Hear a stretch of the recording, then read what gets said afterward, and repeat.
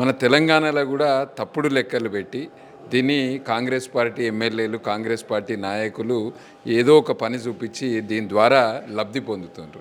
అయితే దీంట్లో కొన్ని సవరణలు అవసరం. అన్నిటికంటే ముఖ్యమైన సవరణ ఏంటంటే ఇంతకుముందు 100 రోజులు ఉంటే ఆ 100 రోజులను కూడా యూటిలైజ్ చేసుకుంటలేరు. కేవలం 50 రోజులు మాత్రమే వాడుకుంటారు. ఎందుకంటే దీంట్లో సరి అయిన దీనికి ఒక టీం లేక. అయితే ఇప్పుడు దీంట్లో 3-4 ముఖ్యమైన సవరణలు ఉన్నాయి. ఒకటి, 100 రోజులను 125 రోజులకు పెంచడం. అంటే ఇంతకుముందు ఒకళ్ళకు దీని మీద ఆధారపడ్డ వాళ్ళకు ఒక 20,000 రూపాయల ఆదాయం వస్తే ఇప్పుడు సంవత్సరానికి 25,000 రూపాయల ఆదాయం వస్తుంది. 25% వల్ల ఆదాయం పెరిగింది. రెండవది, అన్నిటికంటే ముఖ్యము, ఏ పని చేయాలి, ఎవరు చేయాలి, ఎట్లా చేయాలి, ఎప్పుడు చేయాలి అనే నిర్ణయం తీసుకునేది గ్రామ పంచాయతీ. అక్కడ గ్రామ సభల ద్వారా ఆ నిర్ణయం అక్కడ తీసుకుంటారు. ఈ నిర్ణయం కేంద్ర ప్రభుత్వమో రాష్ట్ర ప్రభుత్వమో ఈ నిర్ణయం తీసుకోదు.